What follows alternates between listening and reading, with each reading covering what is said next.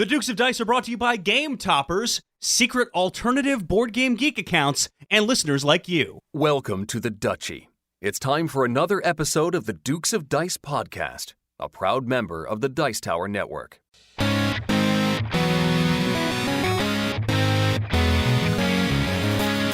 Coming to you from the Duchy of the Duke City, Albuquerque, New Mexico, and the Gateway City, St. Louis, Missouri, it's The Dukes of Dice, a podcast about board card and occasionally role-playing games. Today, the Dukes review Hadrian's Wall from Renegade and Garphill games. Then they take a look back at their review of Santa Monica in their Dukes Double Take. And now, The Dukes of Dice.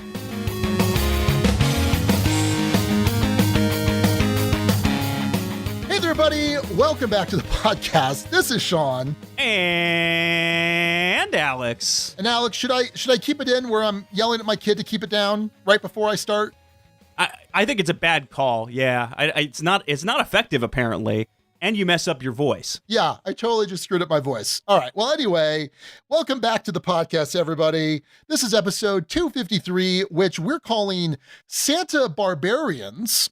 That name title, thanks to Pulp Benediction, a brand new BGG user. Let's come back to that in a quick second.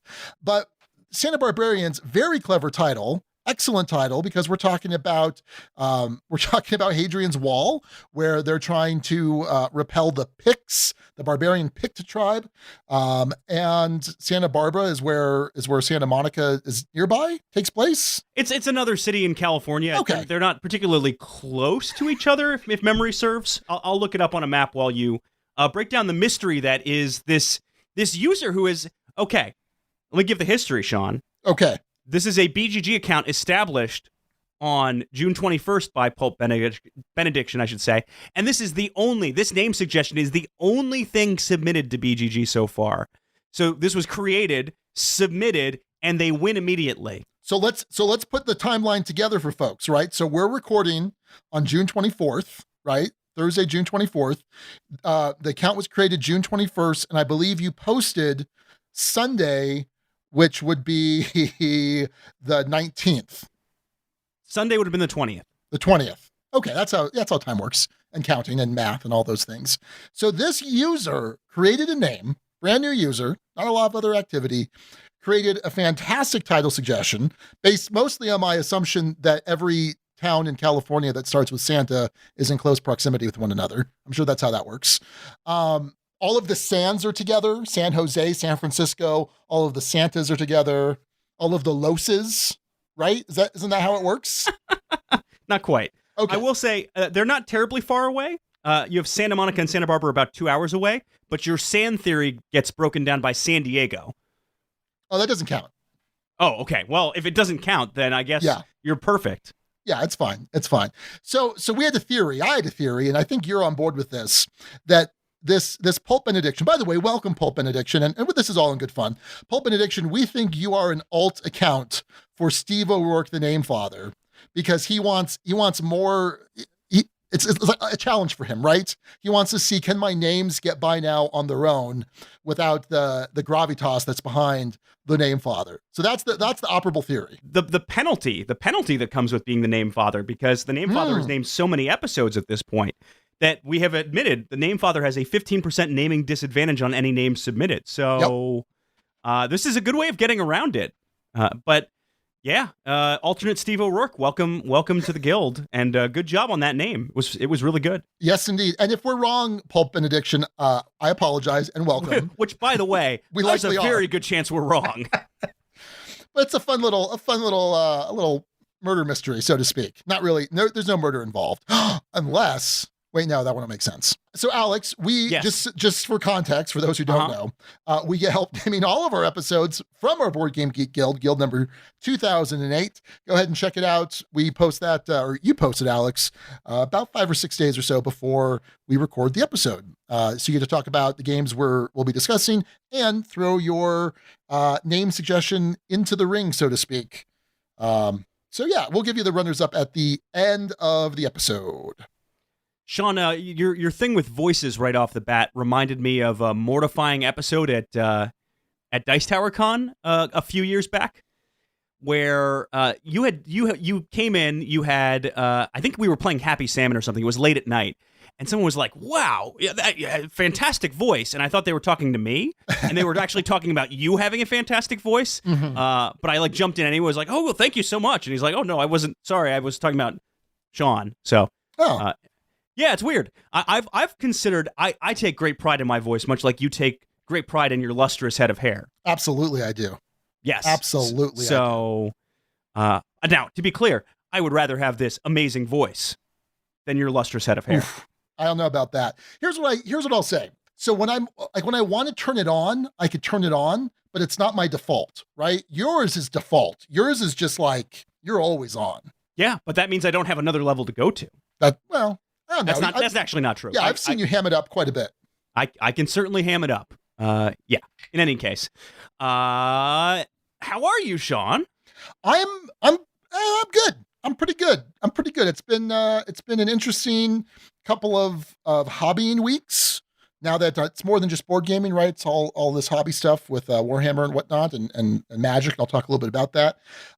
We've got a small Sean Con coming up in a couple weeks. We skipped out on it last year, and for some reason I forget why.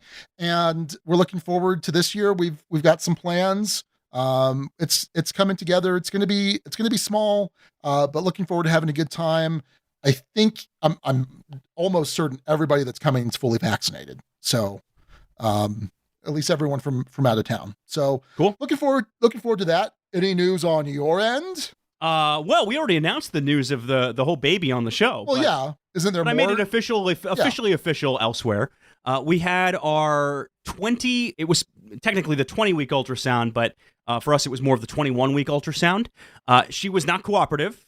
She was a wiggly little one. Had her knee up by her face, and the ultrasound tech had to kind of, figure out whatever angle, I should say, the sonographer, I think is the term for that. I believe so. Yeah, was having a hard time getting the appropriate angle. I will say there was one minor annoyance with that whole appointment, which was it was set for 2:00, and we got a call at maybe 10 till 1 that said, "Hey, can you come in early? We had someone cancel, so we can see you earlier if you want." And we're like, "Great!" So we show up a half hour early, only to find out that they didn't realize that we had an ultrasound appointment, and they thought we were just had a typical appointment. So we showed up a half hour early. Meanwhile, they were running late, so they didn't get to us until about 2:30. So about an hour in the waiting room. Helped by a game, though, that I will talk about momentarily when we're talking about games. Cool. Well, I was going to say, you hadn't mentioned on the podcast that you're having a girl, right? Oh, okay. I thought we had said. Oh, shoot. Yeah. Yes, we're having a girl. Yeah, and we've known this for a couple months. They can figure this out really, really, really early on with blood DNA tests. What I've heard from those, by the way, is there's a chance that if it comes up girl, that it could actually be boy, just based on the amount of free-floating fetal DNA. But if it's a boy, it's certainly a boy, based on those tests. In any case, we got additional confirmation. Yes, indeed, we are having a girl, little baby girl. So awesome. Yeah. Oh no, geez, Shauna. Oh, yeah. I'm so stupid. I was gonna say. So I think it was on Twitter. You posted something on Twitter. Oh. and for some, and I completely Shauna. I completely. So forgot. What happened was there were two things that happened. I posted the big announcement, but I think a few days before that, I've been borrowing On Tour from Jamie, and had showed that to Abby because I thought that would be a game she'd absolutely love. And sure enough, she did. It's not in our games discussion segment, but we played that game 3 times. It's a tremendous little rando writer, flip and fill, whatever you want to call it. It's a tremendous game. But I had written on the score pads for that, we're having, and then a girl on the other one. Just as like a little subtle one. And there's one person on Twitter who seemed to pick up on that and notice. So, yeah, anyway, the official announcement was out. Got a lot of kind words and congratulations. And we're moving right along. Everything's looking good, happy, healthy, leading up to October 29th. We still got a long road to go, but getting ever closer. Cool. Awesome. Yeah. I'm also a responsible adult who can install ceiling fans now because we installed a ceiling fan here. And I feel very proud of that accomplishment, Sean. I installed one once and never again. This was easy. This one took me less time than an IKEA an IKEA nightstand that we assembled recently. Okay. Yeah, I'm just saying. Yeah, well, very good. Well, hey, this is a board game podcast, in case folks didn't realize. What games have you been playing, Sean? Have you gotten some new ones in? Yes and no. So let me actually talk a little bit about Magic, just briefly. I know. Oh boy. I know we lose half our listeners at this point. I'm gonna go grab my charger for my laptop while you're talking. No. This is really interesting. I think you'll appreciate an aspect of this. Okay. All right. Okay. So this was the Modern Horizons 2 pre-release. The first pre-release that's been in person since the pandemic, at least that we've had here in town. And I think for the most part, because for the most part, Wizards of the Coast, they stopped organized play during most of the pandemic. So this was really interesting. This is a premium set. It's not part of their regular rotation of sets. This is something that bypasses standard altogether, the standard format. And it's cards that are now immediately legal in the kind of mid format called Modern, also in the older format called Legacy and then Vintage, and then the most popular format, Commander. And this is a pretty expensive set, Alex. So your regular set, you can usually find a box of boosters for somewhere between 85 and 110, just depending on where you're getting it from. A booster box of this set is $270. Whoa. Yeah, it's really wild. So the pre-release was expensive. Normally pre-release is like $30. I think the pre-release was like $55 or $60. So it was pretty expensive, but it was a lot of fun. I met Nick there.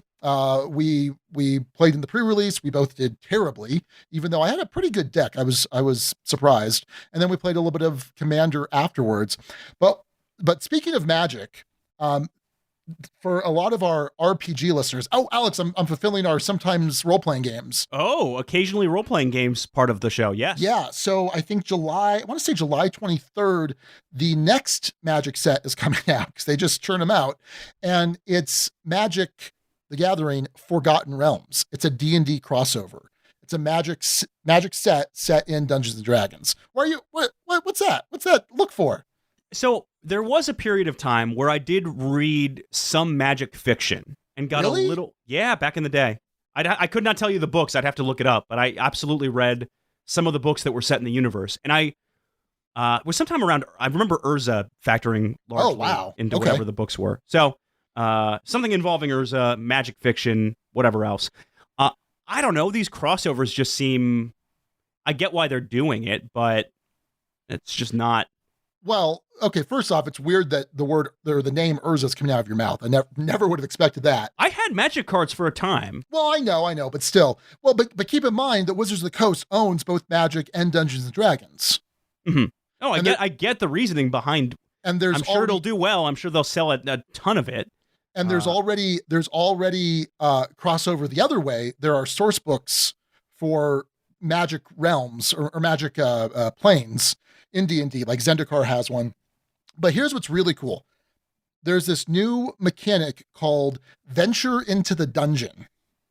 So you'll have a card that might say, when this creature enters the battlefield, venture into the dungeon. When this creature deals combat damage to a player, venture into the dungeon.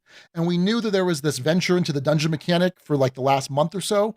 We just didn't know what it meant. So it turns out there are 3 new cards that are different dungeons, and you have it off to the side. And whenever you venture into the dungeon, you pick one of your dungeons, you put a marker at the top spot of the card, and it gives you some little effect. Maybe it's like gain 1 life. And then anytime you venture into a dungeon again, you're advancing along that card, and there are different branching pathways. And they branch and they reconverge, and every time you advance, you get some sort of benefit. Eventually, you can complete the dungeon after like 4 or 5 steps, depending on the dungeon. And then other cards you have that say, if you've completed a dungeon, this card gets this. It's really interesting, really different, really cool. It's pretty exciting. And so hopefully I should be able to play in that pre-release in July. But Alex, my July is going to be very busy, because in July, I'm joining a Warhammer 40,000 Escalation League. Oh. This is where we have a scheduled game every 2 weeks. We start at 500 points, which is really small, and we build up, I think, to 1,500 points incrementally. And then on July 30th, I'm going to play in my first Warhammer 40,000 tournament in 7, 8, 9 years. So pretty busy, pretty excited. Some good hobbying time. Looking forward to it. Okay. My July is slightly busy. I mean, you have the July 4th celebrations. I don't have anything for that. But I am going down to go visit Anthony Harlan and his lovely wife, Alexis, in the middle of July. Oh, cool. Yeah. And you can write it off as a business trip now. I guess I could. Sure. No, you can't. You're not self. Oh, I can't? Oh, never mind. No, never mind. I should probably know this, being, working for an accounting firm and all this. Oh, good. Perfect. I wasn't planning on writing it off, but fair enough. Yeah, don't write it off. Thanks. Good advice. Cool. So that's Modern Horizons 2? Yeah. Magic the Gathering, Warhammer 40,000, all of that. Boom. By the way, I can't wait till the Warhammer Magic set comes out. Okay. Hey, it's going to be sweet. It's going to be it's going to be sweet. I'm looking forward to it. Well, the first game I'm going to talk about is not a tabletop. It is a tabletop game. It exists in tabletop form. But this is the phone version, that's how I played this, of a game called Railroad Inc. Challenge. Sean, have you played any of Railroad Inc. to this point? Yeah, I played Railroad Inc. with Suzanne and Ellie and Mariah at Arizona Game Fair 2 years ago. Yeah, so I have not played the tabletop implementation of this, but effectively this is a roll and write, where you're rolling a certain amount of dice each round. I can only talk about it from the app perspective, but basically there are sections of track. So you have rail lines and you have highways, and you're trying to make a network that connects the two of them. You have some rules in terms of how you can draw and place these things. You're going to get negative points if you have kind of loose ends in your network. You're going to get positive points for connecting different exits to each other. You can join railway and roadway through stations that you can draw special ones of out on the board. There are also goals that if you accomplish them by a certain round, you'll get full points, 4 points in the app. But if you miss the boat, accomplish them too late, you only get 1 point. There are additional bonuses for building in the middle, but effectively you're rolling a bunch of dice and then drawing those routes onto your map to try and connect things together and make a cool network. There are some special buildings you can use 3 times per game, although there's a way of unlocking a special 4th one by building on enough universities. There is an app version of this which is set to get a whole bunch of the expansions. This is done by Horrible Guild, which this will take me on another tangent, much like you went on a tangent. But Sean, no spoilers here. We did finish up our King's Dilemma campaign. My 6 very much remains. And I will say the ending to that game, without spoiling it, makes sense, although the mechanics of how it played out were unexpected in a positive way. I think it does stick the landing, at least in my opinion. This may be influenced by the fact that I did, in fact, win the campaign. So it ends in a satisfying way. I know you mentioned you've been derailed on that. I hope you find some way of making sure this thing happens, because I think it's absolutely worthwhile.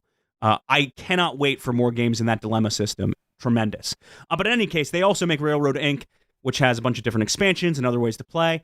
The app version is, I believe, $4 on the Apple App Store. Great time killer. Abby's been enjoying playing it along with me. It helped pass the time while we were waiting that unexpected amount of time for the ultrasound, and would recommend it. Would like to try it in person, too, at some point. But even without that, can recommend the game. That's Railroad Inc. Challenge. Cool. All right. Well, the last game I will talk about is it's an LCG, a living card game, although I think that term is technically trademarked by Fantasy Flight, but it's that style of game from Renegade Games, and it's Vampire the Masquerade Rivals. And we confused this, or I confused this. I thought you had talked about this, but you had actually talked about Vampire the Masquerade Vendetta, not Rivals. So played Rivals last night. There are, in the base set, there are 4 pre-constructed decks based off the various vampire clans. So there's the Ventru, the Toreador, the Bruja, and the Malkavians. The Malkavians are, they kind of live underground. They're kind of monstrous. Think like Nosferatu like that kind of deformed type of vampire. They're also insane. You have the Ventru, who are the Blue Blood clan. They are they're power brokers. They're not particularly physical. Like they don't want to fight things out. They're schemers, and they plot and whatnot. The Toreadors are artists. That's their thing. And then the Bruja are anarchs, and they're very violent, very aggressive. And so I think it was a very good mix of starter clans, because there's a bunch of clans that exist in the game, and they're pulling from the Camarilla, which is kind of the main overarching sect of vampires that most people would experience when they first learn about Vampire the Masquerade and the World of Darkness. Okay. So this was a pretty interesting game, and it reminded me a lot of the old Richard Garfield vampire game. Originally, it was called Jihad. Later, they changed it because they're like, hey, that doesn't sound good. And they changed it to Vampire the Eternal Struggle, which is something that I did play when I was growing up, both RPG and then these card games. And something similar with the old game and this game is that there is, you have a pool of blood, essentially, that it can get moved around from your pool as a player, which really is kind of your influence. And then when it's on your vampires, it's their health, essentially. And so what you're trying to do is you're trying to knock out your rival, or you're trying to accumulate 13 objective points. I forget what they're called. So for example, we're playing a 3-player game. We randomly determine who our rival is. So it could be that it's the person on my left, and then it's the person on their left, and so on. And so if I kill my rival, I win, period. If instead someone else kills my rival, I don't automatically win. However, because they killed my rival, I'm going to get 3 points, and then we compare scores between the 2 surviving players. So if they can kill my rival, and even with me getting an extra 3 points, if they still have more points, they're going to win. And then again, the other way is by accumulating a total of 13 points, you win automatically. And how you accumulate those points is largely based on your clan. And it kind of changes the direction of your clan, or not changes, but directs you in a certain path of playing. So you each have your individual deck. Actually, you have 2 decks. You have your main deck, and then you have your deck of vampires. And then there's a shared city deck. And at the start of the game, you're going to reveal cards from the city deck equal to the number of players. And then at the start of each other player's turn, you're going to flip over another city card.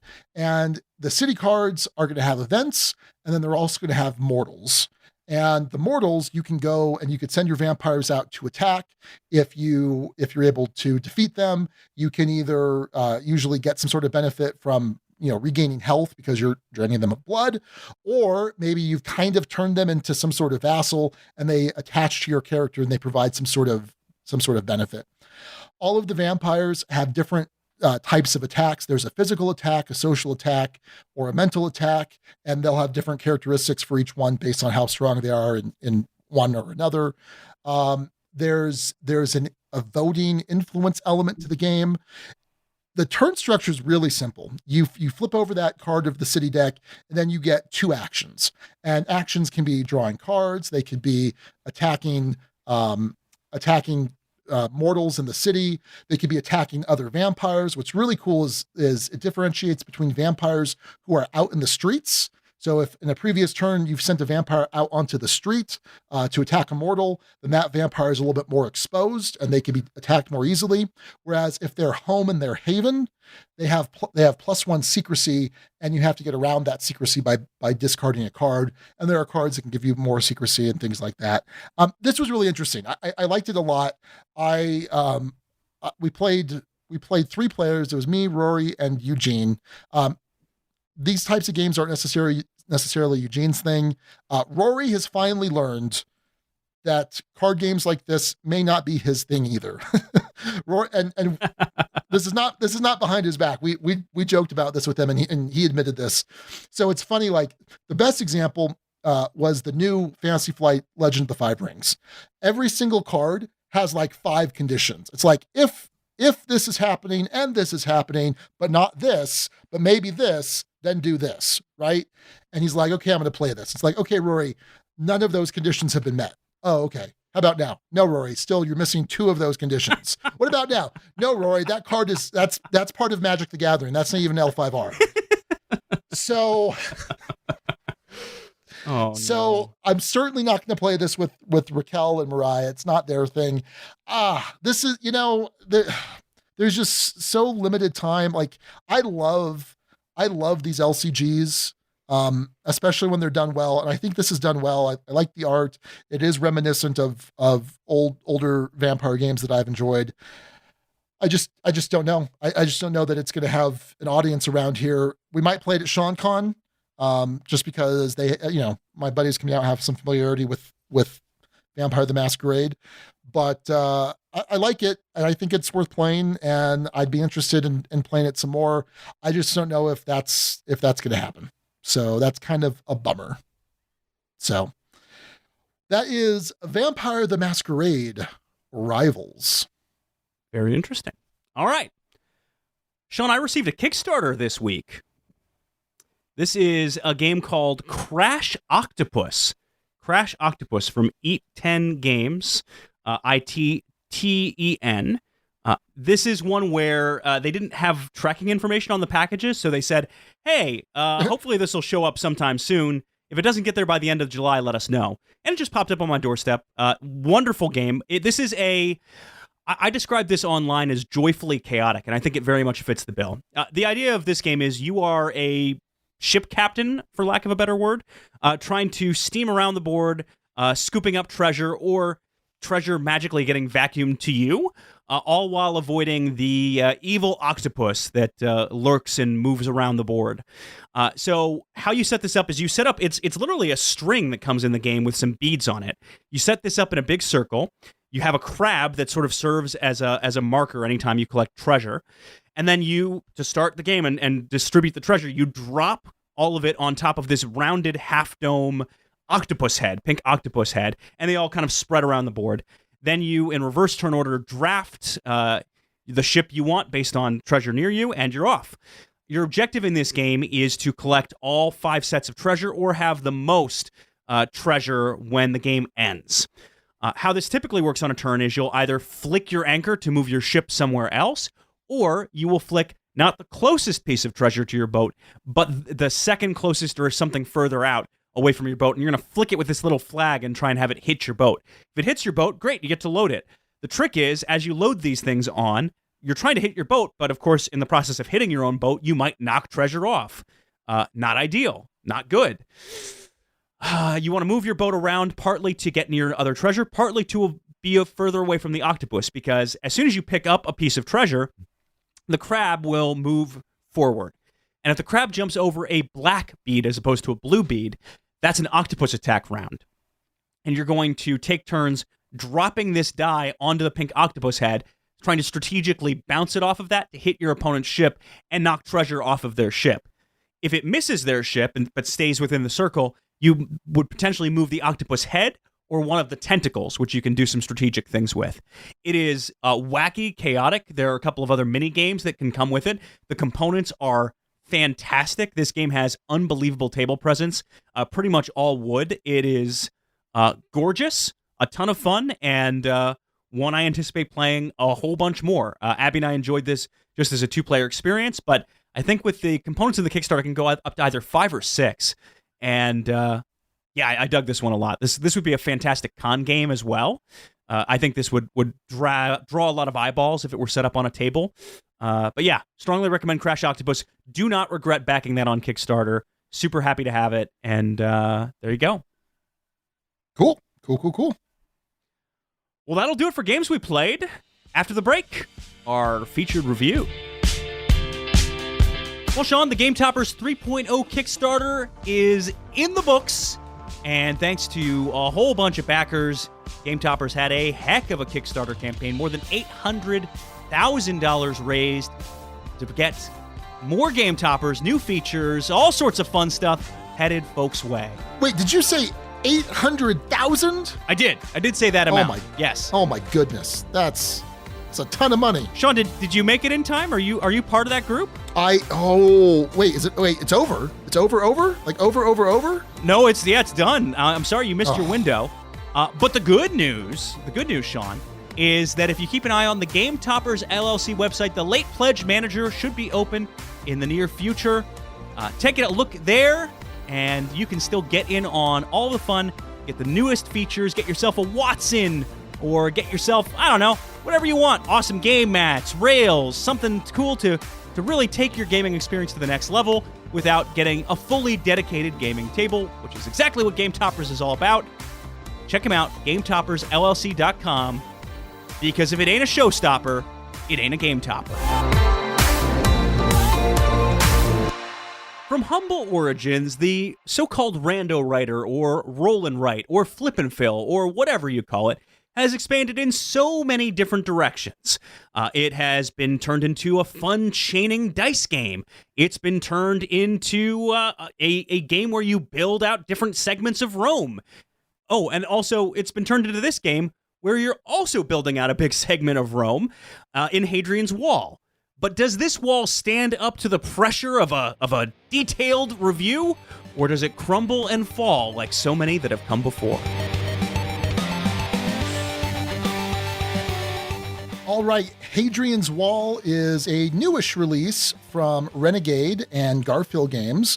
It's designed by Bobby Hill from King of the Hill fame, I'm assuming, and with art by Sam Phillips. I hope that's true. True. Unlikely, given, that he's a cartoon? Not a real, yeah. All right. Well, fair enough.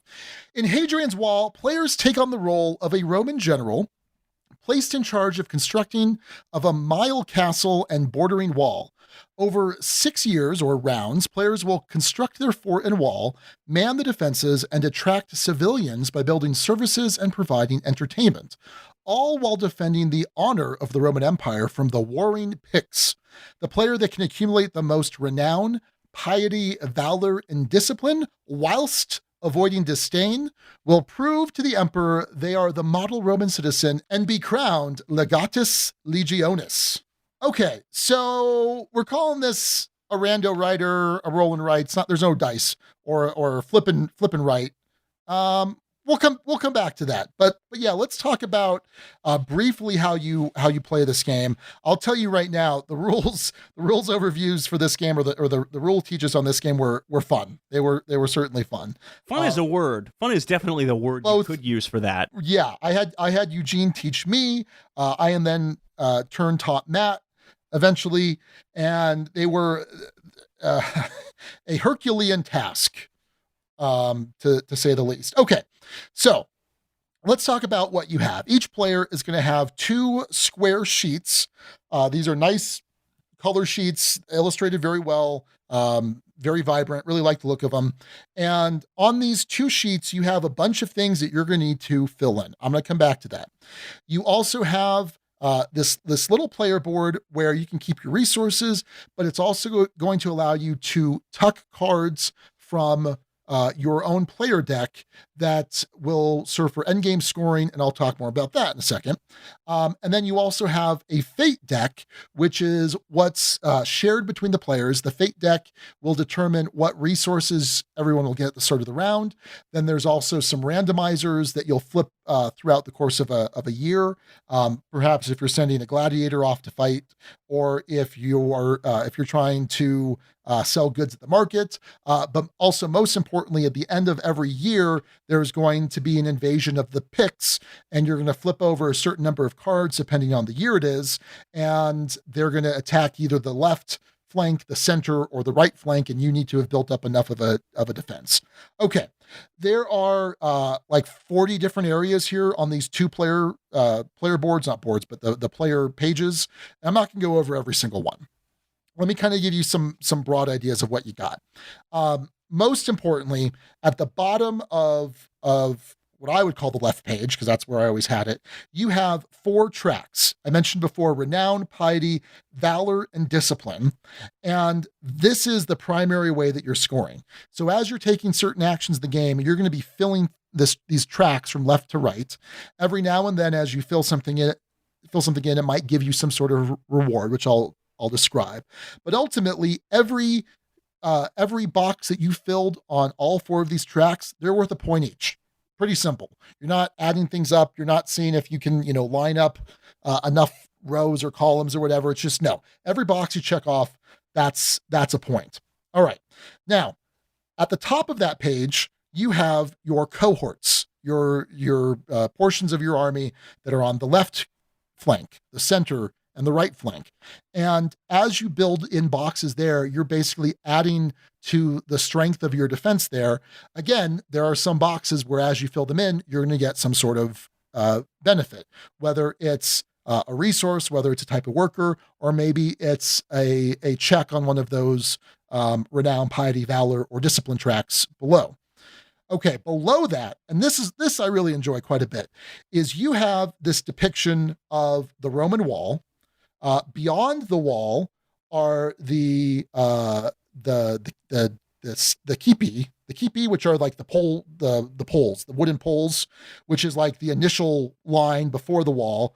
And then you've got this ditch, and then you have a line for the wall guard, and then you have a line for mining and foresting. Basically, it's this idea that as a Roman general protecting your wall, you need to cut down the forest so that they can't sneak up on you. You've got this, big field of vision before they can get to you. So there are different lines here that will allow you to get different resources, to add strength to the different cohorts. But what's really important too is the lowest level of these, which is the fort, where you don't get a ton of resources for checking things off, but the fort has various banner levels. And the higher you get unlocking these banners, the more it's going to let you unlock other buildings that are on this particular page. Okay.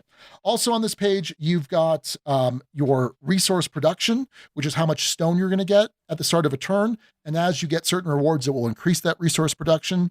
You also have additional production if you build a small hotel, large hotel. That's going to give you new citizens. Citizens are the yellow worker. You have your small and large workshop that are going to give you more blue workers or builders. So those are. It's really important to keep in mind this production throughout the game. There's 2 other types of workers. There are the purple servants, and then there are the black soldiers. And for the most part, that's what you're dealing with. You're turning in these different workers to fill in different spots. So, like for example, if I want to add to my fort, I either need to spend a blue builder or I need to spend a black soldier. Okay, that makes sense. If I want to add to the wall section, I'm spending these stone resources. And so it's interesting because as you're spending these things, you may fill something in, which might then give you a worker in return or a resource in return that you could then put that into something else, which might give you something else in return. And so you're kind of chaining and comboing these things. So even though you might start with a total of, 7 or 8 workers and resources, you may actually be taking, many more actions throughout the course of a round.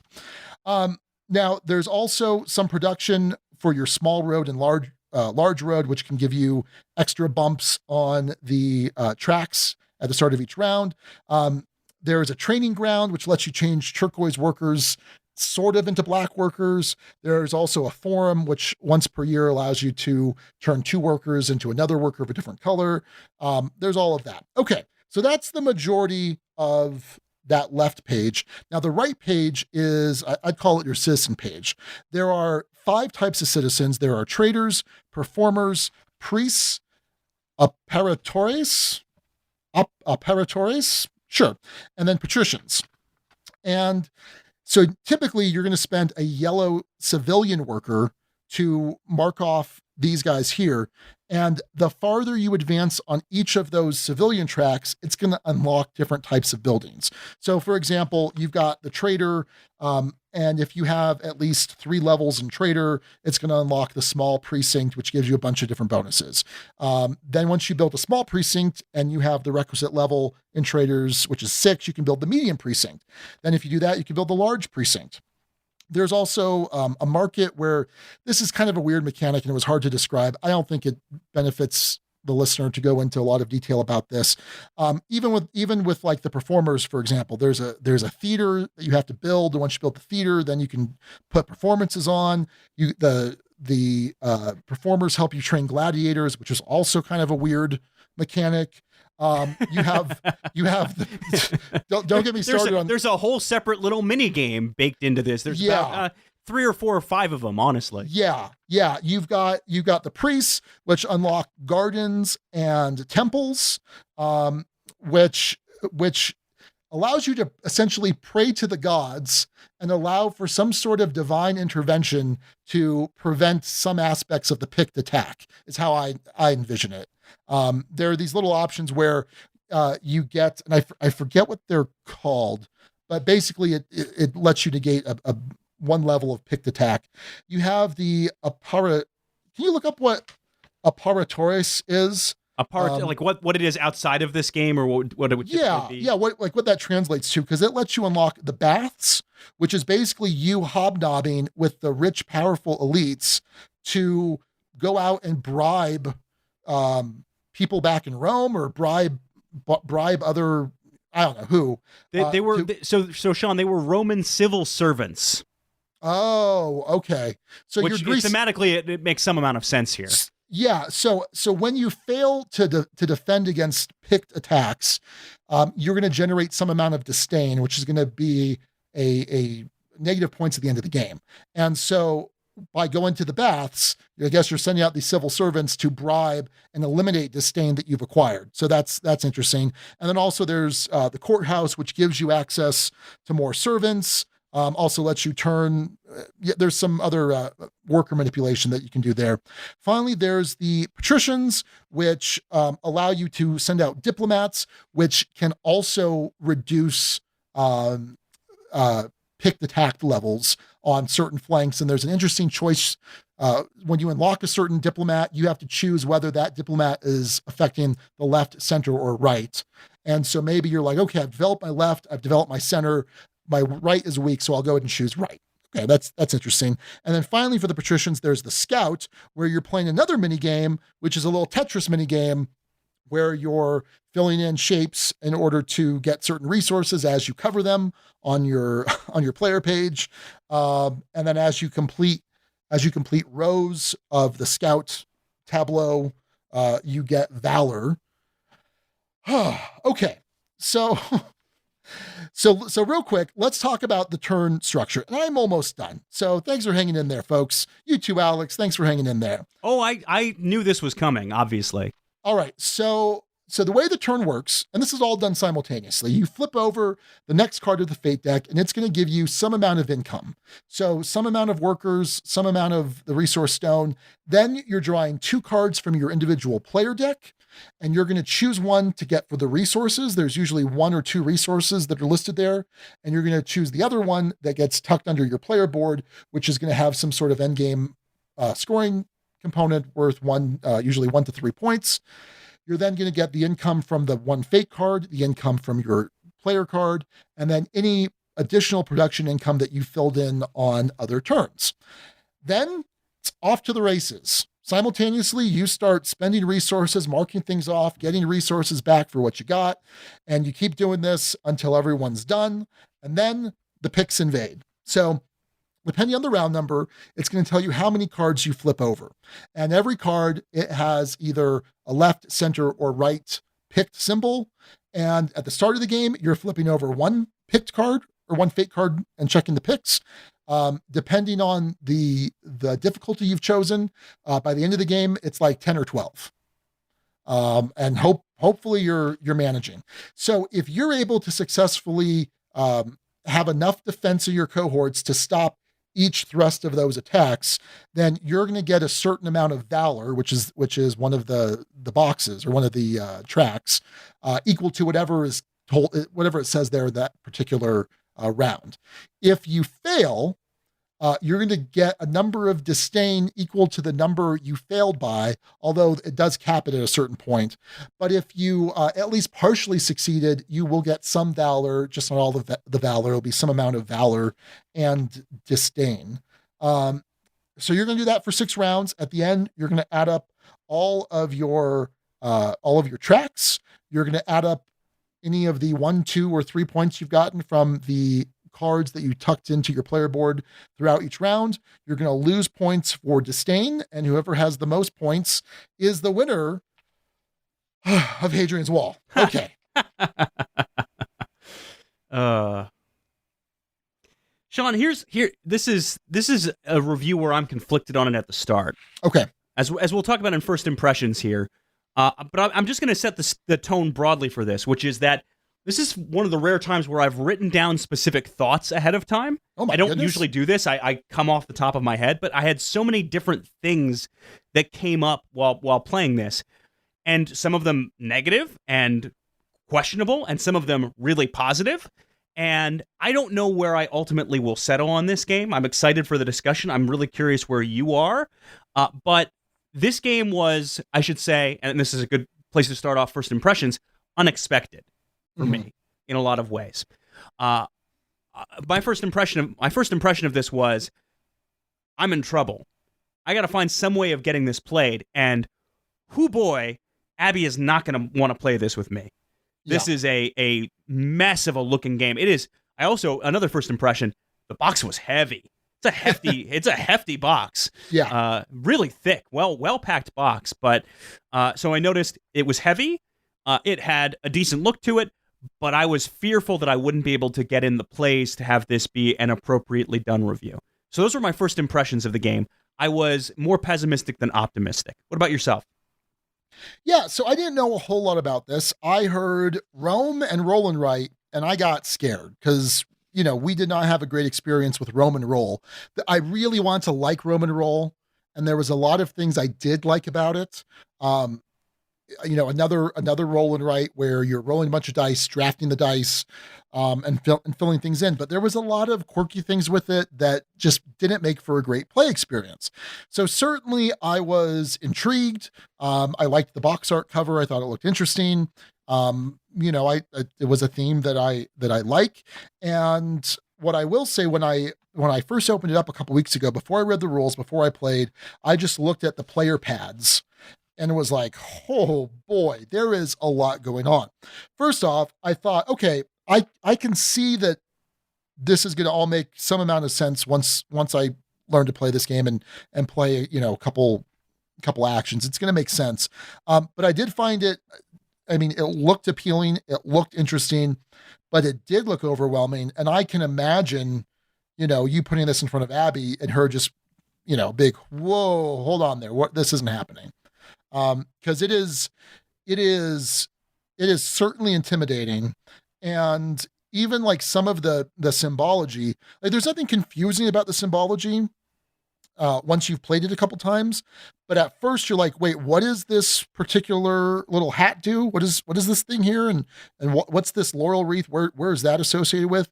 And even in my first game, not so much in my second game. No, I don't think it happened in my second game, but in my first game, it was very much like, okay, wait, where do I find this? Oh, I really need a stone. Where do I go to even get stone if there's a place to go? So it was intriguing to me, but I was a little worried and concerned that it might be a bit of an overwrought game. Those were my initial expectations and impressions before playing.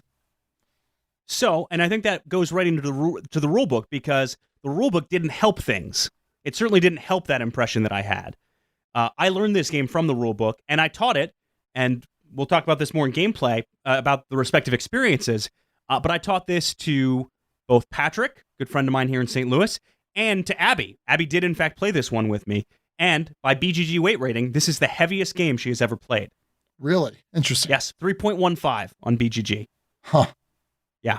So I learned this thing from the rulebook, and I will say this, Sean, about the rulebook. I think it is very badly structured.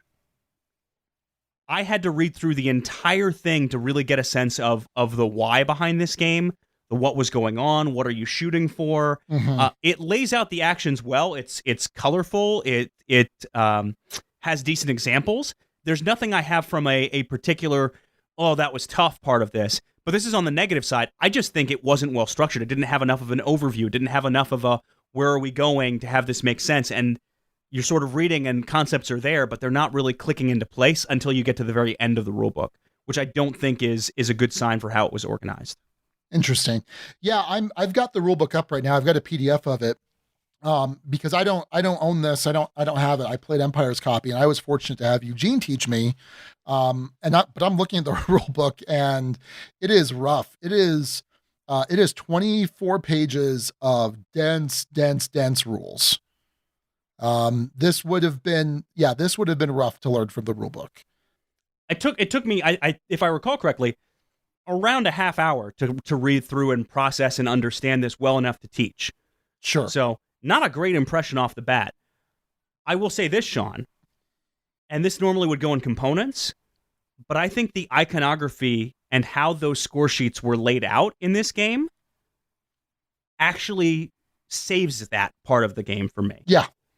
Because it's incredibly well done iconography. The language of this game is crisp and clear, and the fact that it shares the same language between the infrastructure on the left side of that card versus what the citizens do and enable on the right side of the card.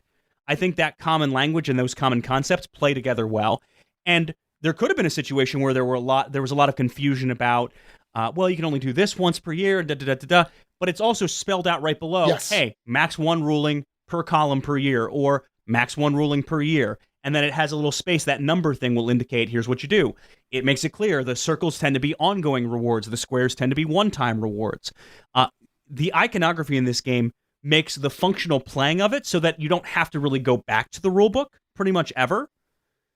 Yeah. But the teach up front and the upfront investment in this game is brutal. And this is gonna be a constant theme throughout this review for me. Big negative, big positive. Interesting. Did you find the only iconography confusion I think I really ran into was for the granaries, which enable you to build further and further right in that wall section of the top left of the board. They have an infrastructure cost on there.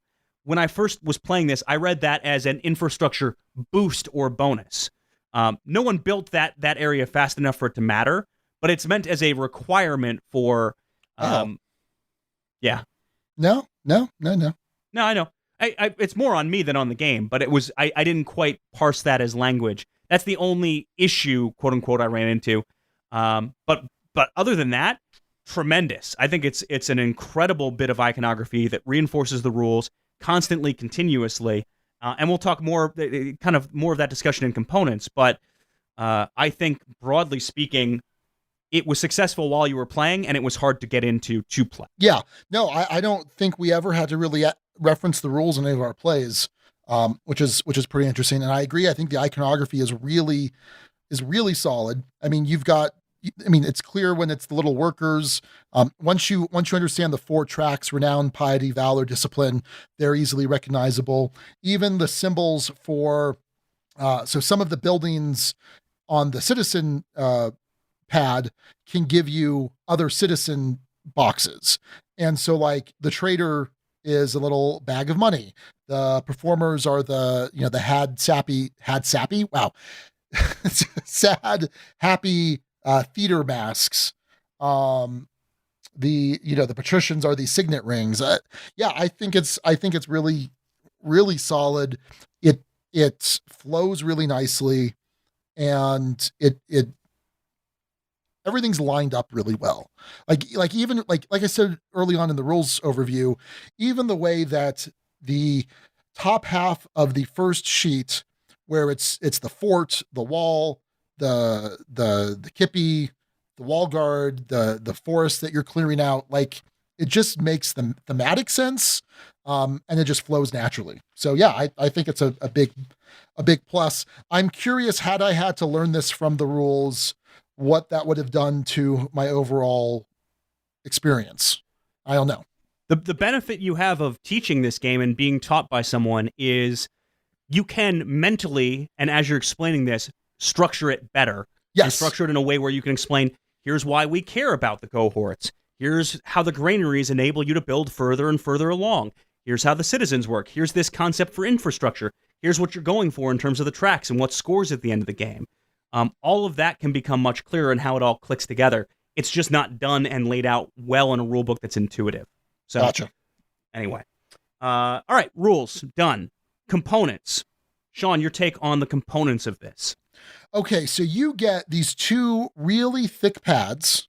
It might say it somewhere in the rule book, but there's a ton of them. There's a lot here, which I think is definitely, depending on the number of players you play each time, it's probably all you need. I mean, if you really wanted to make sure that you're set, you could probably laminate these and use those.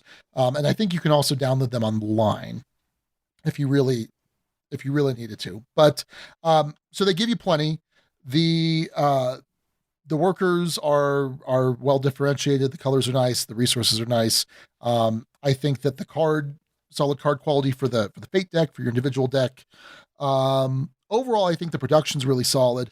I really dig the art style. It's sort of like a comic book style art, which I think is really, it looks good. It's vibrant. It's clear. There's interesting things going on in the background of both of the sheets, but it's not, at least to me, once you get past the initial overwhelming, oh man, there's so much going on here, it's not distracting to me. It doesn't detract from the actual function of the game, I don't think. I don't know if you had a different experience with that. Let me get back to that. Okay. So I have a laundry list of things here. Okay. Again, both positive and negative. Okay. So yeah, I think it's a really solid production. I think the art's really solid, and I'm curious to hear what you have to say.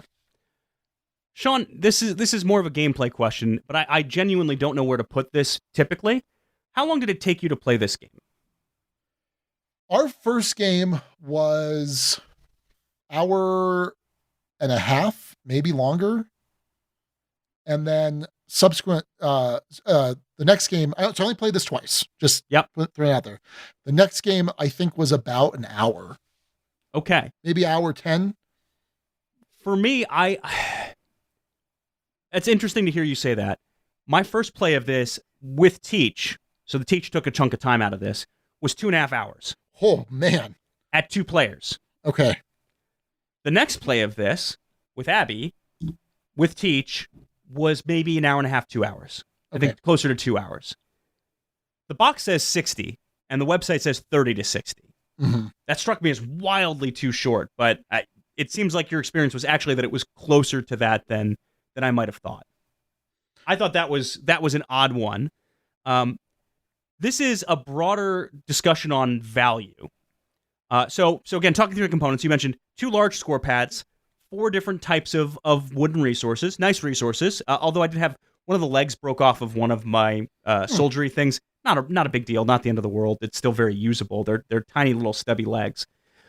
You get those. You get these little top boards where you're going to tuck your cards. You get two each. So I think the game comes with 8 in that ballpark.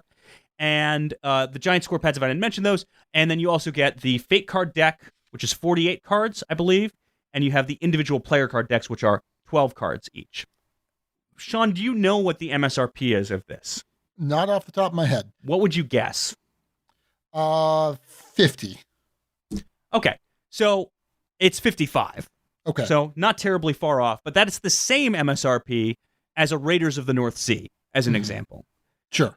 To me, it struck me as the gameplay itself warrants that price point. The depth of the gameplay here and the kind of game you have.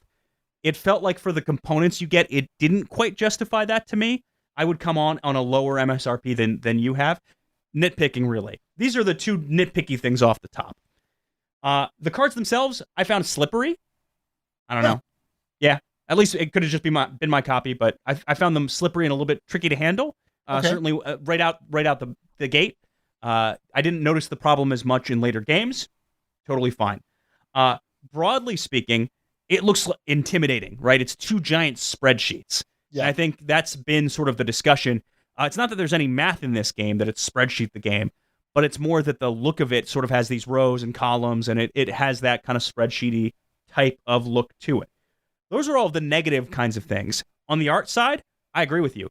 Comic, kind of cartoon, really, really nice. graphic novel almost style to it. I dug that. And in terms of efficiency of components for the level of game you get, I think brilliant. I think the way that they use multi-use cards in this game, and again, we'll dig into it more in gameplay, really beautifully efficient, right? Are you using this card as the top half of it? If so, tuck it. It tucks in beautifully, and you just see the part that's relevant from then on. If you're not, you're going to use it for this other thing. Great. We have all the things laid out. The additional components you get, possible trade goods, the path that you have for this one little mini game. And then you have, conversely, the fate cards, which have, as you mentioned, the picked direction. It has the starting resources that you might have. It can be flipped off the top to see if you want to trade with the bank instead and kind of take a gamble there. That's on there. It's wonderfully efficient use of components. Mm-hmm. And I think the multi-use cards in this game are really successful and successfully done and have the game feel efficient. And I think that's a good part of the components to this. So, and I will also add, Sean, although it does look like a giant spreadsheet in a lot of ways, it is at least a very colorful spreadsheet. Yeah. So, art and components, done. Gameplay, Sean. Yeah. There are some, I could imagine as I was playing through this, that there are a lot of moments where you felt decently clever, or at least felt like you were doing a lot of things. Oh, yeah. No, I mean, it's definitely any sort of combo-y, figuring out, okay, I'm almost done. Oh, no, wait, if I do this, it's going to unlock this, which will give me these resources. Oh, I've got a ton of things left to do now because it's just going to change from one thing into another. I felt supreme moments of cleverness. I was consistently scoring in the mid 50s, which is a decent score. Although Eugene was scoring like 70 something. So 80 and 68 were my two scores. Ooh, wow. Okay. Well, I guess you are cleverer than I am, Alex. But I've got a hot take. Okay. This is not a roll and write or a rando write. If you say worker placement, I have some disputes on that. No, it's not worker placement. It is a resource management game, a resource management writing game with randomization elements. Okay. Because I feel like with most roll and writes, or again, flipping writes, or whatever you want to call them, the random events are much more frequent. Here, yes. You're really only doing a handful of each round, right? You're doing one to determine resources. You're looking at two cards from your deck, and so it sounds like these are all kind of adding up, but it still doesn't feel like a Gone Shown Clever. It doesn't feel like a Cartographers. It doesn't feel like an Avenue, where there just seems to be a lot more discrete randomizing events. Randomization is very minimal. I agree with you. Yeah, it's just in those moments, and it's in the occasional, I'm going to flip off the top of the deck. It's in the where the pick's hitting, but it is, if you don't like randomness in your games, this game does not have enough of it that it should turn you off. Save for a moment, I'll talk about in a bit. Anyway, sorry, I interrupted you. No, yeah, that's really all it is. Is this felt a lot more like a resource management game than it did some of those other games that I mentioned. And I think it's still probably fine to lump it in there just for ease of discussion, but I don't know that. So, for example, Rory was saying, I think this is like the king of the roll and writes, and I'm like, well, I like it quite a bit, but I don't know that it does the same things that some of those other games do. You mentioned like Raiders of the North Sea. In some respects, this felt more like that. Like it had more in common with that than it did Gone Shown Clever. For example. I would agree with that. Where it's similar to Gone Shown Clever is this track bounces off of this track, bounces off of that track, bounces off of this track. Yeah. The combos are how it feels Gone Shown Clever. And the giant score pads that you're checking off, right? That feels Gone Shown Clever-ish. Yes. But it doesn't have the same kinds of rolling pieces to it. There's far more of a deterministic nature to the game. Yes, absolutely. Absolutely. All right, well, hit me with your list, both good and bad, Alex. So the list here is shorter, not as much to remember. So I will mention on the negative side of this, this is at least to me, there's so little interaction in this game. Yeah. That it doesn't necessarily feel like you're playing a game with someone. It feels like you're playing a game at the same time as someone else who is also playing this game. Mm-hmm.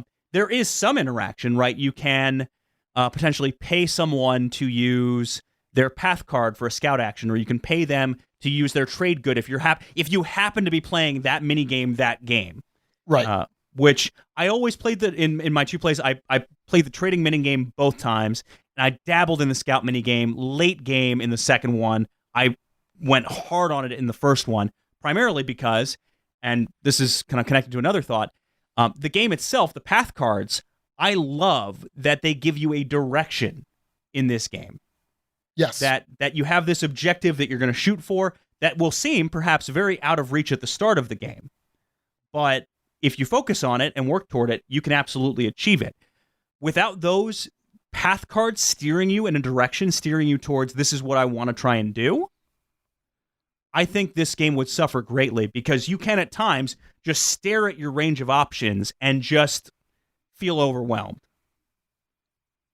Just, what do I do this citizen? Do I invest in this track? Do I try and beef up my resource production? Do I move over here into the wall? Do I get the green ring now? Do I save up for another turn? Can I combo into this? What else can I do? And when you have this giant pile of resources sitting in front of you at the beginning of a year, sometimes you just need to start doing something. Right. To kind of click things along. And I can envision this being a nightmare with an AP player. Yes. I don't think you should play this with Raquel. I have had a similar thought. But so, okay. So I mean, one thing that I started to do was in my second play, I started to lay out different resources on different spots to kind of plan out what I did. And eventually it turned into this like branching nightmare, because it's like, well, wait a second, but I'm going to get this and this. Oh man, I don't know if, no, you just got to jump in. You just got to jump in and do it. Raquel and I talked about this game, and I showed her, so again, I don't have the game with me. All I brought home was 2 of the sheets. So I could talk about it. And I showed it to her, and her eyes lit up. Like, so that's probably the opposite of Abby's reaction, right? Raquel saw this and was like, I want to play this. And I was like, okay, so I need you to, if we do play it, which we haven't yet, but if we do play it, you can't be very AP. And I don't know if that's going to be a thing. So I don't know, but, there are so many decisions to make. And it's hard, especially like when you buy some of the buildings, whether it's the medium granary or it's the theater, a lot of times they take like some amount of purple, some amount of blue dudes, and then some amount of stone, right? That's 3 or 4, sometimes 5 investment. Whereas most of the other things are just 1 resource at a time, right? And so you're like, okay, do I need to invest in this now? Do I need to wait? This could be an AP nightmare. And I think that you just, at least for the first couple times, you just got to roll with it. You just got to start doing things and not overthinking things too much.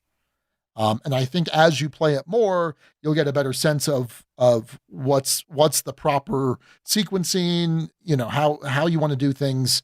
But if you're going to play this with anyone who is somewhat AP prone, you've got to just be like, hey, just start doing something. Just do something. Just do something. There was some AP kind of towards the last couple rounds for me, when you're down to the last like couple resources and you're trying to eke out as many points as you can. There were some unsatisfying rounds where you're like, oh, I've got this one thing left and it really does nothing for me. Okay, well, that's part of it. Not a huge deal, but for the most part, the majority of each round for me was supremely satisfying. And engaging and fun. And then every now and then you're just sitting there and someone's like, hey, I'm using your market symbol on your card. Here's a stone. Oh, cool. I needed that stone to do this. Or sometimes it was, I wish you had done that earlier because I would have used it for this instead, but okay, fine. And there's no guidance on timing. So in theory, not that I could see this making sense to do, because you also want to execute your own actions. But in theory, someone could wait until the very end of the round. Yes. And then say, hey, here you go. Here's a stone that I'm using for your resource. True. So possible to happen. I wouldn't say likely and wasn't really a problem, but it's one of those anticipated problems you could see coming up in games. What I think helps avoid it, though, is you mentioned this few resources left towards the end of a round, what do I do type of thing. There's almost always a way you can sink that resource into something. Yes. Even the builders can be converted and sent to go work the wall. Even stone can be used to just extend the chippy or the wall itself in most cases. The yellow citizens, there's certainly a track you can add them to somewhere to help move that along. And the servants, the purple folks, you can send them out to go start mining or doing something else, or dump them into a building, depending on what mini game you're playing. That's worth mentioning, Sean. There are a lot of interesting little intricate mini games baked into this thing, too. Yeah. And the most complicated of which is the gladiator mini. Yeah. Did you play that one in any of your plays, or did you steer clear? I played it. I forced myself to play it the second play. My evaluation of it in my first play, which again I did not play at that first play, is that seems like a lot of work for not a lot of reward. But I said I will play it my second play, and it was a gigantic waste. I mean, it was terrible. So, okay, I didn't talk about this in the rules. So you have two different types of gladiators. You have a red gladiator and a blue gladiator. And assuming you've built the Ludus Gladiatorius, which is the stadium or whatever, you could then start putting purple or yellow workers into building up either your red or your blue gladiators. Pause there for a quick moment. Sure. What are we doing thematically through that? Well, your purple are servants, aka slaves. We'll get to it. They address it head on in the rules. Oh, they sure do. First page, they address it. And then you've got your yellow civilians who are people that are just going in there to try and make money. Okay. So there are 3, 4, 5. There are 6 different levels of red gladiator, 6 different levels of blue gladiator. You need to have a certain performer level to go up on this. And as you put slaves and civilians in, oh yeah, by the way, it's you're sending these people out to fight the gladiators in training, to make them stronger. To make them so stronger. Effectively, that you're using them as human. I envision, and this is not explicitly stated, right? But I envision that you're just dumping these in to fuel this person's strength. Yeah. They're grinding. You're using them to grind your gladiator. You're grinding up human meat through these gladiators. I was talking like the XP RPG. Oh, sure. Sense. I mean that too. Yeah. Yeah. Okay. So as you increase their level, rather than fill in a box or fill in a circle, you're going to complete a circle to show that it's available. Because then what you're going to do is you're going to, once per year, you could say, let's fight. So then you send the gladiator out to fight, so to speak, and you mark off the year that it's fighting in, so you know you're not doing it more than once a year. You flip over the top card of the fate deck, and then there's a little gladiator symbol that's either a 1, 2, or 3. 1 is the most common, 2 second most, and then 3 is the least common. Okay, so for each level of gladiator that your gladiator is fighting, you're going to fill in the circles from left to right. So let's say that I've developed my gladiator twice and I flip over a 1. Okay, great. I fill in the circle. And because I have not completely filled him in, he has survived and he has won. And then I check below, what do I get if I've won? And it's a renown. So I get a renown. All right. And then maybe the next year I buff him up another level. So I'm now on the 3rd level, but I filled up the 1st and I have 2 levels to go. And then I flip over the card and it's a 2. I fill in both of his levels. He has no other levels to fill in. So I've actually killed this gladiator and I'm going to get some amount of piety now. Although as you fill them up,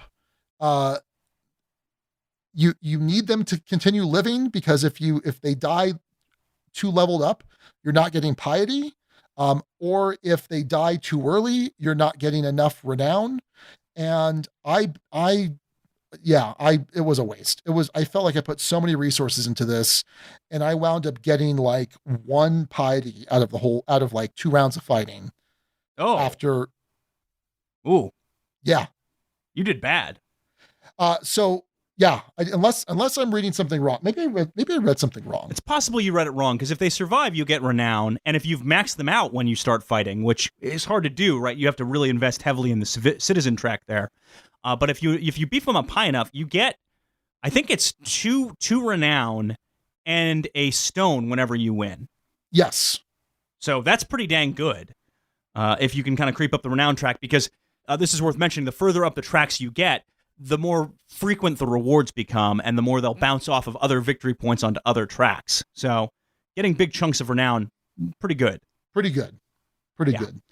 So yeah, that's how the gladiators work, sort of. That's one really complicated, intricate little mini game, in addition to the trading mini game, which has its own complications, and the scout mini game, which has its own complications. What I found fascinating, Sean, is there are times where you forget you have access to a thing that you've already built previously. And then you realize, oh, I should sink resources into this because it's really good. Like realizing, oh, I built this whole theater setting and I haven't really used it much, and leaving performances on the table. Oh, yeah. Yep. So that's a thing that can happen in this game, and you can see areas where you can optimize. And I mentioned earlier, Sean, as a negative, this game has almost no interaction. It feels like you're playing this game at the same time as other people. Mm-hmm. But as you're playing, there's a lot of satisfaction in the, I'm trading this for this, and I'm being this angle, and I'm using this to bank into this. Much like with any good kind of bump up the tracks type of game, you're feeling this, and you're doing it simultaneously, and you're kind of in your own world. And it's a really satisfying experience being in that little world and bouncing off of tracks and moving these things up. Even if it's just, I swap this yellow, which gets me this purple, which then I can invest to get me another yellow. You know, you go on and on and on as such. And it clicked really well in my brain. I should note, Sean, I talked earlier about luck being a factor. The very last round of the game, I had not invested very heavily in cohorts. I had been focused mainly on doing a bunch of other things. I had gotten an ambassador to try and mitigate against some of this. And I had, my setup was, I had it was 4, 2, 1, and then 1 favor specifically on the right side of the wall. Yeah. And sure enough, the 8 cards that flipped at the end of the round were 4 on the left, 2 in the center, 2 on the right, with the bonus, whatever favor I had, covering that. And it matched up identically with my wall. Lucky. That was in the game against Patrick. It happened effectively that same way 2 rounds in a row. Wow. Yeah. And that didn't make an ultimate difference in the game. I won by a decent enough margin, but that's an area where luck can certainly help or harm, right? At the very first round of the game, you're unlikely to have a ton of cohort strength, certainly spread out, and there's a chance attacks are just going to get through just cause. Yeah. So it's an interesting piece of it to add some randomization, and it's one that if you're upset with luck, could frustrate you if things don't break your way. Well, yeah, and especially because of the disdain, right? So if you're failing, each point you fail by, again, it's capped out at a certain amount each year, but it's disdain, right? So like if you end the game with 2 failures, okay, you end the game with 1 failure, one disdain, it's -1 point. All right, not bad. But it's not quite geometric in terms of the negative points, but it's close to it. So 1 is 1, 2 is 3, 3 is 5, 4 is 7, 5 is 9. The most I ever had was 6 disdain, which is -12 points. That's a lot. Like that's a lot in this game. Yeah. That basically negated almost a full track of mine. I mean, that's pretty bad. Yeah. Nasty.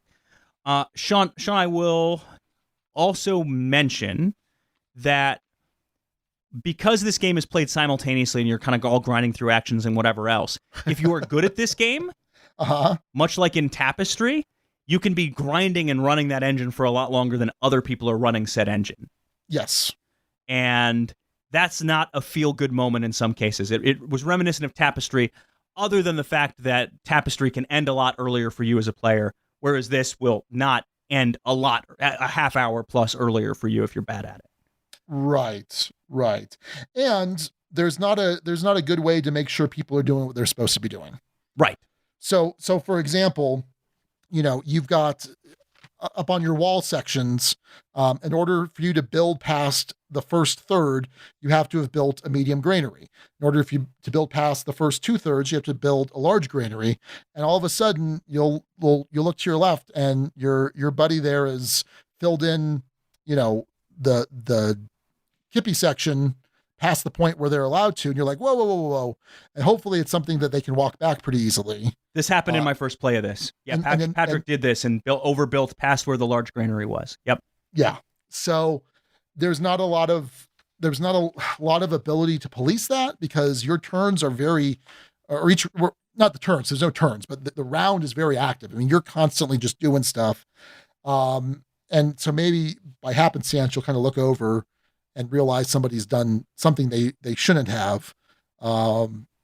But just teach people well, I suppose, and hope for the best.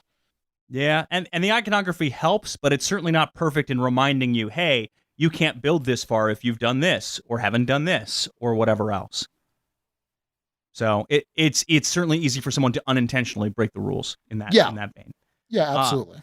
All that being said, and I think I hinted at this, it proved a surprisingly enjoyable experience. Okay. To the point where the reaction from both Patrick and Abby was, I was not expecting to like this at all. And I actually liked this.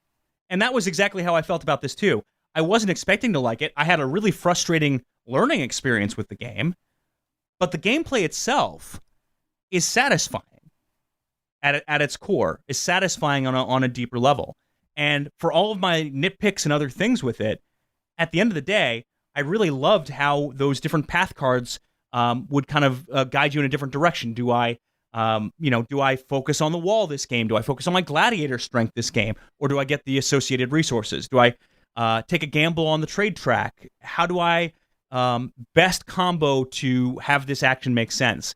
And there were a lot of feel-good moments with the cleverness there that surprised me. I was surprised at the level to which I enjoyed this game. Well, cool. I'm very interested to hear what your final thoughts are going to be. I still don't know what my score is going to be. And we're almost done with this review. Of course, though, we have to talk about theme. And I would note the disclaimer, and I think it's worth reading, much like we did with the other one, because I found it interesting how they wrote this. Mm-hmm. Hadrian's Wall is a historical game based in an era where slavery was present. The purple servant worker in the game represents this aspect. During this time period, it was estimated that 30% of the Roman Empire were slaves. Slavery is a shameful part of many events in the past, yet we must not dishonor the lives of those who were forced into that history by erasing them. It is only by learning from the mistakes of the past that we can create a better future. So that's the disclaimer that comes with it. I will say I read that disclaimer to Abby and she rolled her eyes, but it ultimately did not affect or impact her enjoyment of the game, as far as I could tell. It is certainly abstracted enough in this game where it would be hard to say that it's really glorifying slavery, but I do think there are little hints and touches of, hey, feed these people to the gladiator, whatever. They're just resources. Just you take a half step back and there's a little bit of an offness to it. But not. I will say, broadly speaking, the theme is well thought out, well integrated into the game, and we've talked about, does the theme add something to the game? I think this does feel like it has that thematic part to it of building a theater. I would constantly talk about. There's one of the performances you can put on in there where it is you get to advance on the merchant track. That's it. That's all that happens is you get a citizen advancement on the merchant track. I said, I'm putting on the Merchants of Venice this time. I would name the plays as I would put them on. Of course you did. Yeah, and there are little touches like that have you feel tied and connected to the theme. You do feel like you're building up a wall. You do feel like you're trying to reinforce and strengthen in different regards. And although it's not overly thematic and certainly not narrative heavy, I think it does more than you would expect using the theme. Yeah. Especially knowing what Apparatus means. Yes. Yeah. No, that makes perfect sense. But no, I like the idea that you send out diplomats, the patricians or let you send out the diplomats that basically bolster the defense, but it's not sending out more troops. You're sending out a diplomat to this particular faction of the Picts and saying, hey buddy, don't come attack us. And he's like, okay, cool. Thanks for these furs. We won't attack you this year. You know? I like that. I thought that was pretty cool. I like the fact that, a lot of your piety, the piety track is coming from the priests. A lot of your renown is either coming from traders, if you're able to sell unique goods at the market, or from your gladiators from being victorious in the stadium. It all meshed together. It made sense. Yeah. Right. I think that's always helpful when you're like, oh, I get it. I get why that does that. And I get why it's connected to this particular citizenry, for example. So yeah, I agree. It's not a super narrative experience. But I thought it was solid.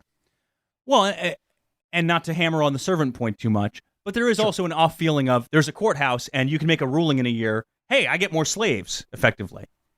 Yeah. That's mechanically what's happening. Yeah. Bummer.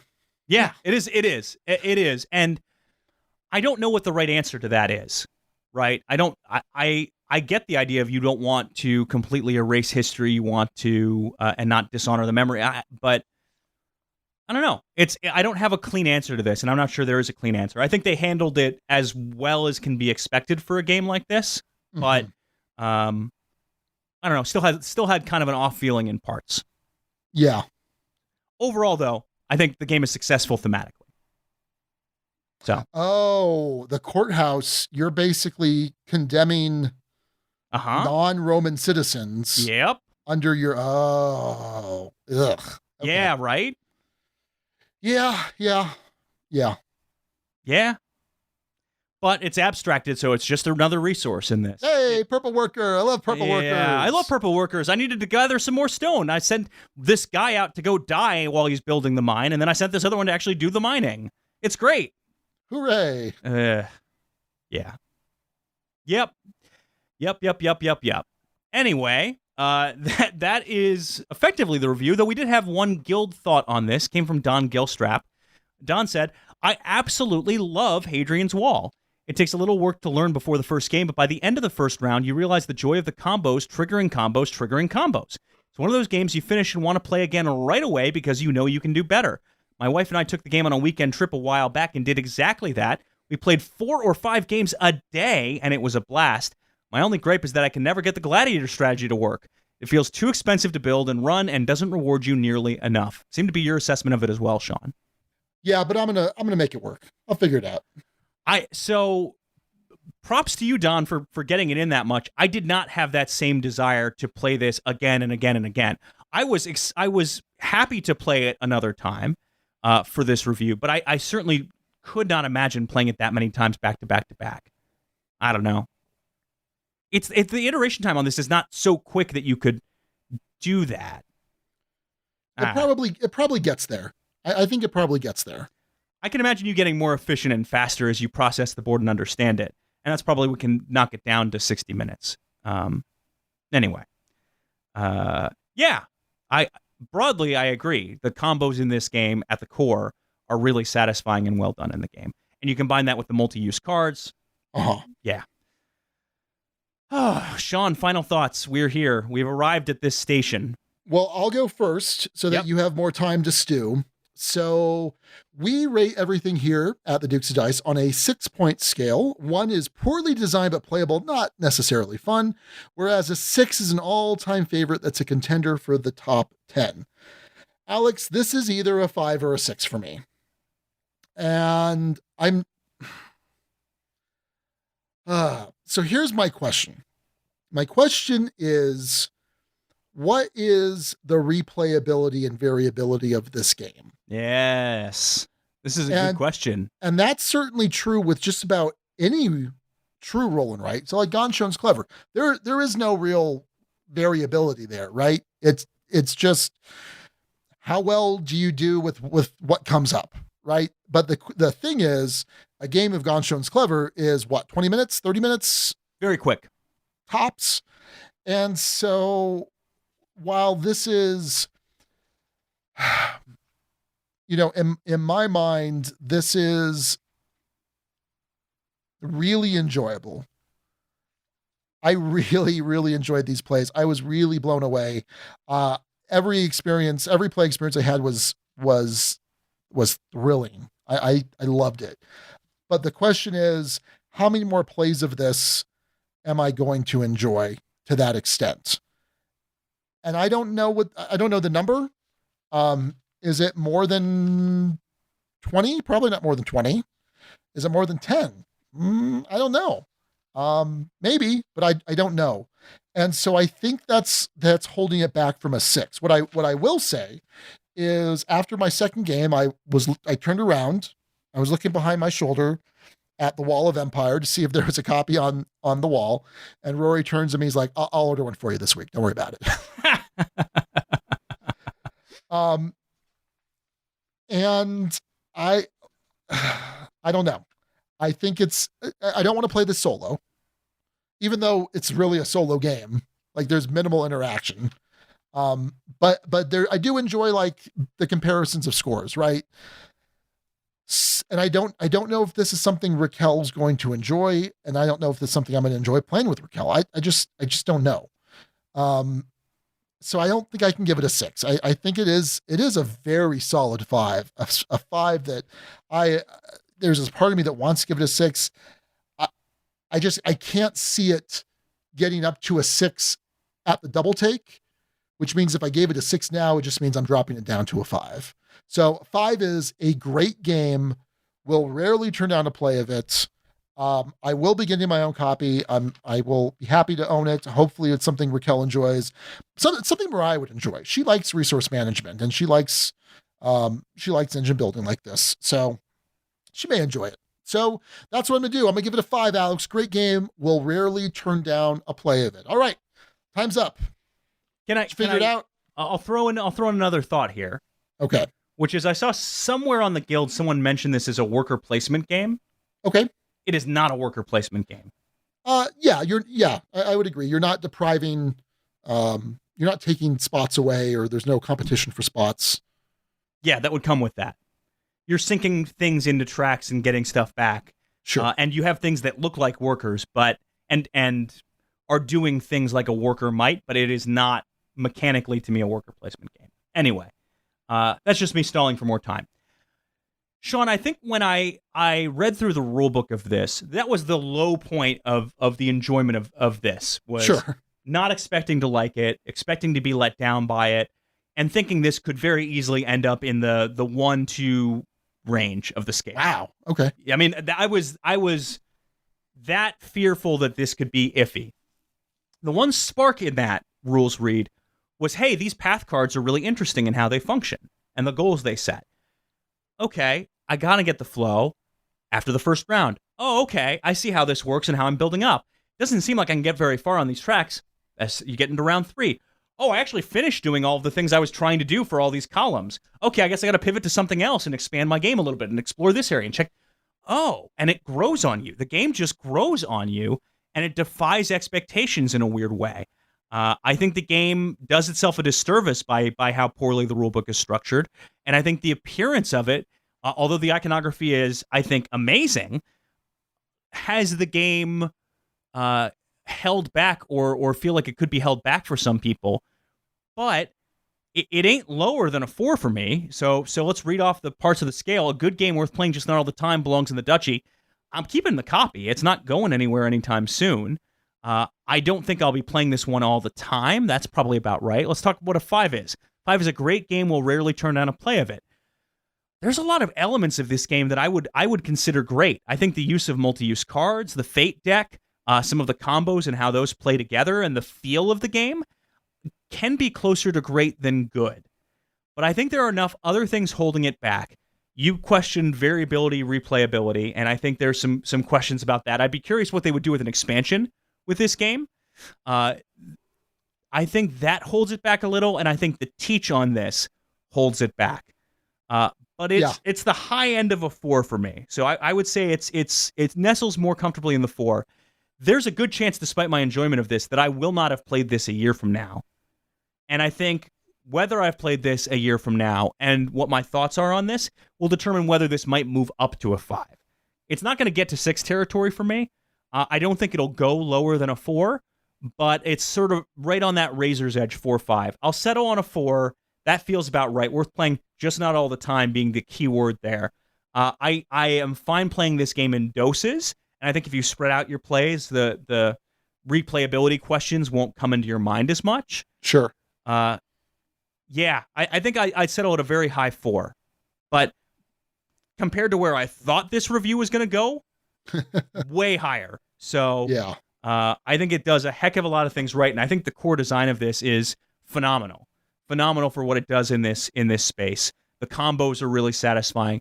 The multi-use cards are done incredibly well, and the iconography lends itself to a smooth playthrough of the game, even if the teach at the front end is hard. So I'm glad I don't have to demo this one at a con on behalf of Renegade. Can you imagine? There were some games I demoed for Grey Fox that had a really rough rules overhead at the start, and those were always an absolute pain. So I'm glad I'm not in that boat with this game, because this would not be a fun demo, even though I think I would sell a lot of copies off of said demo. So there you go. That's our review of Hadrian's Wall. Sean with a very high 5, but not quite a 6, and Alex with a very high 4, but not quite a 5. You are listening to the Dukes of Dice, proud members of the Dice Tower Network. For other great shows in the network, check out Dicetowernetwork.com.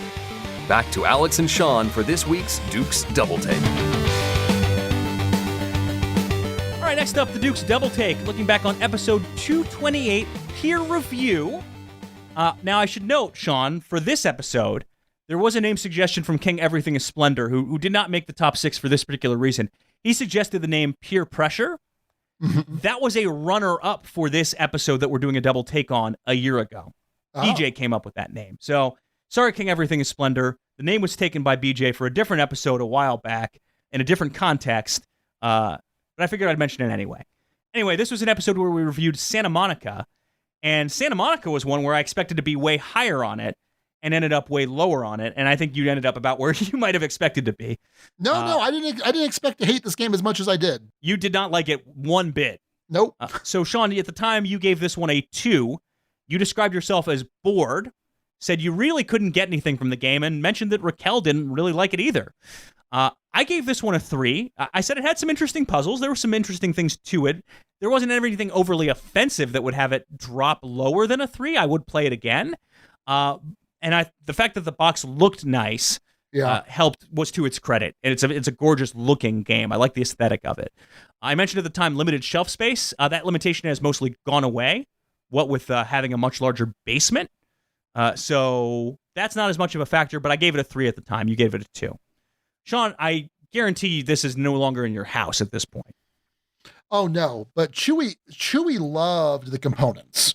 So there were like these really cool like sand dollars. Yeah. I think they were like green sand dollars and these like pink meeples. And I mean, it looked good. Such a waste of a gorgeous production. Yeah. The box art looked good.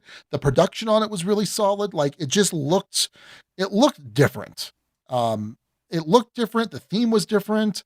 And it seemed like it would be, I mean, I knew it was going to be a light game. I knew it was going to be a fairly light, kind of set collection. There's a bit of drafting, and I'm like, yeah, I'll probably like this well enough. It's probably not going to, be a home run for me, but I think it'll be fine. But no, game has some merit, but has significant issues. I mean, I think, I don't know. We were bored. Like we were bored playing it. And I remember after the first play, we're like, so we have to play this some more, right? And Raquel's like, yeah, we do. Ugh. Yeah, I haven't played it since, and I haven't thought to bring it out since.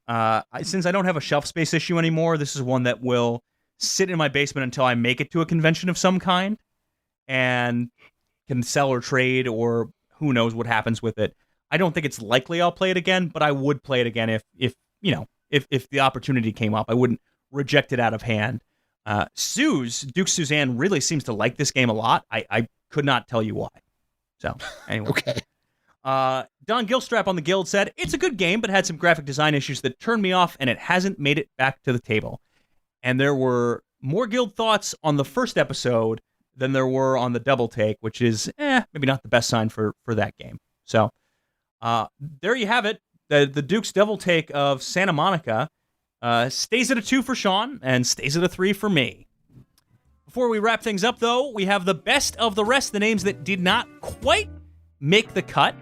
And Sean, why don't you lead us off this time? Sure thing. So Alex Bustecki suggested take your picked, again, that's picked, P-I-C-T, which are the barbarian tribes in Hadrian's Wall, and I think also kind of taking your pick, the drafting of the either the beach card or the boardwalk card from Santa Monica. Yep. You also have an element of tourists kind of taking pictures. Oh, Works on a few levels. It's a good name, for sure. We had a lot of good ones this week, actually. BJ from Board Game Gumbo with friends, Romans, countrymen, lend me your peers. Yeah. Which is a solid one. Nice combo of the Santa Monica Pier, the famous Santa Monica Pier with its beautiful Ferris wheel and roller coaster.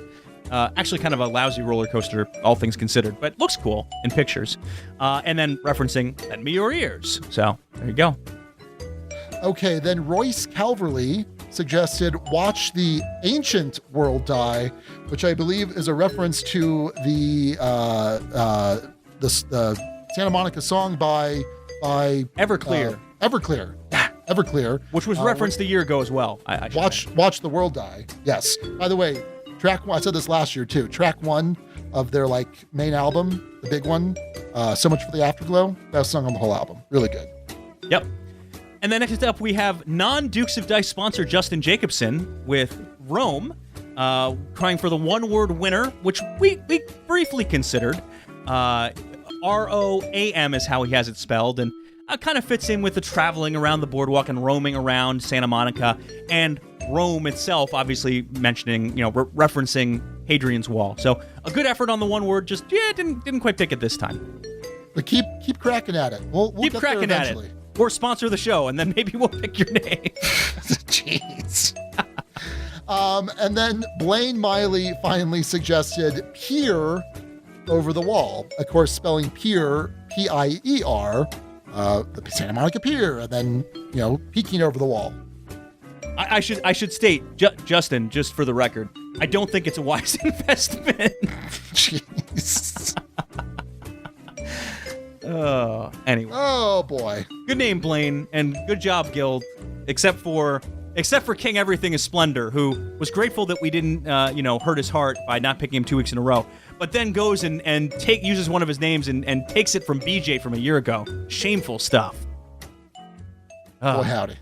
Yeah. All right. Well, thank you, Guild. That's going to do it for episode 253. Thanks again to Pope Benediction, maybe, or Steve O'Rourke, who knows, for the name title Santa Barbarians. Until next time, this is Sean. And Alex. And Duke you later, everybody. Thank you so much for listening to the Dukes of Dice. Today's episode was recorded in the Duchy on June 24th, 2021. Our theme music provided by Carbohydro M from his Prime Legacy album. The Dukes of Dice are a proud member of the Dice Tower Network. For other great board gaming podcasts, check out DicetowerNetwork.com. And for all the latest in the Duchy, go to DukesOfDice.com. Find us on Twitter at Dukes of Dice. Join in conversations on our Board Game Geek Guild. Find us on Facebook and subscribe to our YouTube channel. Thanks to our sponsor, Game Toppers LLC. You can learn all you need to know about Game Toppers at GameToppersLLC.com. It's not a showstopper if it's not a Game Topper. We'll see you back here in 2 weeks. Until then, game on.